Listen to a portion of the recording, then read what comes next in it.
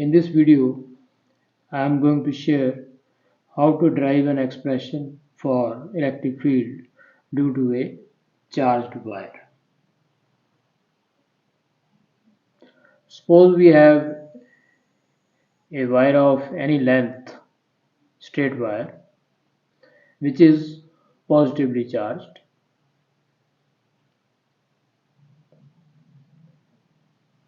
Having linear charge density as lambda. So lambda is linear charge density of the wire, means charge per unit length. Charge per unit length. Our question is, how much electric field will be there at any point of observation P? As we know, electric field or electric lines of force will be directed away from this line in all the directions in 3 dimensions. So these black colored lines represents electric field due to this wire in the space surrounding the wire. Our question is, what is the magnitude of electric field at this point of observation P, which is at a particular distance? Let us suppose it is R. So this is our question. We shall make use of Gauss law in electrostatics to find electric field at point P. For applying Gauss law, we have to imagine some closed surface. Suppose this is our wire having charge density lambda. Let us imagine a cylindrical shaped Gaussian surface. The surface on which Gauss law is to be applied is called Gaussian surface.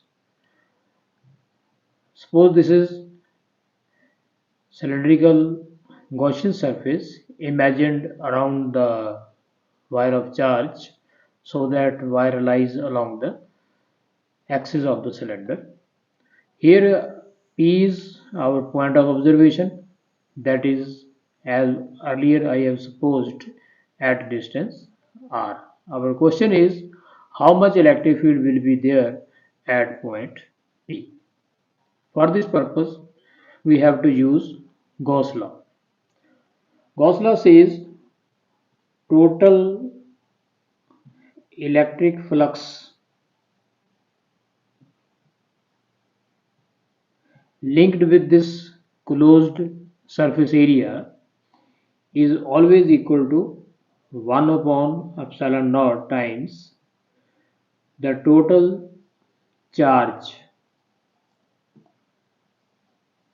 enclosed by the closed surface.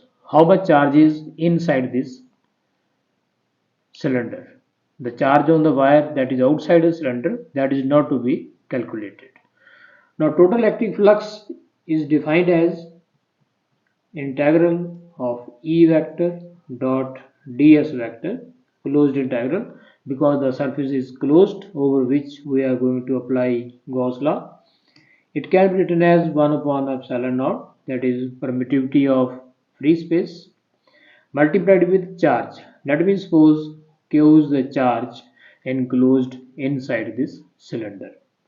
As I have earlier supposed that lambda is linear charge density, let me suppose the length of this imagined cylinder is L. So if I multiply lambda by L, I will get total charge enclosed inside this Gaussian surface. Using this value of Q, I can write Gauss law as E vector dot ds vector closed integral equal to 1 upon epsilon naught multiplied with lambda into L. Now we have to take integration over the whole closed surface of the cylindrical shape.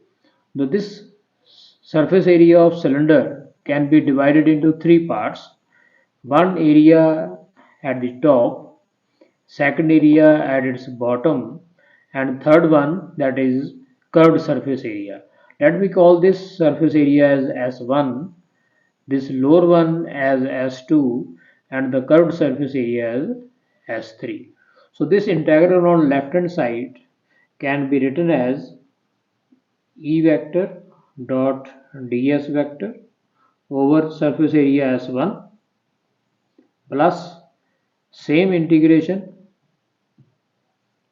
over surface area S2 plus same integration E dot ds over surface area S3. So this is the splitting of closed integral into three open integrals. Right hand side will remain the same, lambda L divided by epsilon naught. In order to solve various integrals on left hand side of previous equation, I will have to imagine elementary surface areas on the three portions. Let me suppose this is elementary area ds vector on S1. Let me call it ds vector. Similarly, elementary area on this second portion will be in this direction because direction of area is always taken perpendicular to its plane and outward the closed body. Similarly, let us suppose an elementary area around this point of observation P, its direction will be in this way. Using these elementary areas, we can solve various integrals. The first integral we have integration E vector dot ds vector over area S1. As I have earlier shown, electric field is directed in a direction perpendicular to wire. It may be this way or it may be this way. So this is the direction of electric lines of force. As is clear from this figure, ds vector is perpendicular to direction of electric field. Angle between these is 90 degree. So E vector dot ds vector in case of S1 can be written as E ds cos 90 degree. A vector dot B vector is AB cos theta. Cos 90 is 0, so this answer comes out to be 0. Similarly, let us come to second area S2. Integration of E vector dot ds vector over S2. In this case also, area vector is perpendicular to electric field. So I can write E ds cos 90 over S2. It will also be 0. Let us come to third one. E vector dot ds vector.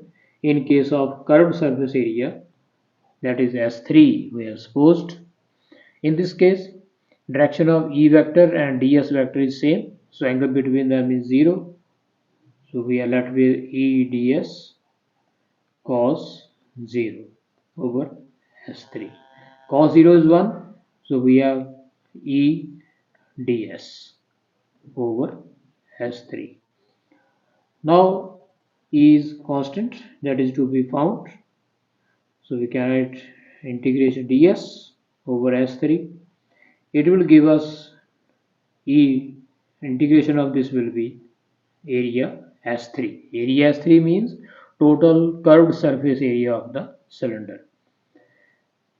We know curved surface area of cylinder can be written as 2 pi r L. R is radius of the cylinder, L is length of the cylinder. This will be total area S3, that is curved surface area. So we are left with 2 pi r L E. So we have found all the three integrals over S1, over S2 and over S3. By using these values on left hand side of previously mentioned equation, we can find electric field as follows. So using the values of various integrals, the expression for Gauss law can be written as 0 plus 0. First integral was 0, second was 0, and the third one we have found 2 pi r l e equal to lambda L divided by epsilon naught. So using this we can find value of E is equal to lambda upon 2 pi r epsilon naught. This is the required expression for electric field at point of observation P, which is at distance r from the charged wire having linear charge density lambda. For solving numerical problems, sometimes we write it as E is equal to 1 upon 4 pi epsilon naught multiplied with 2 lambda upon r. This is another way of writing the same result, because in this result, for calculation purpose, the value of 1 upon 4 pi epsilon naught can be written directly as 9 in raised to 10 to the power 9 in SI units. So it becomes easier for solving numerical problem using this. This is how we can derive expression for electric field due to a charged wire at distance r from the wire. That's all. Thank you.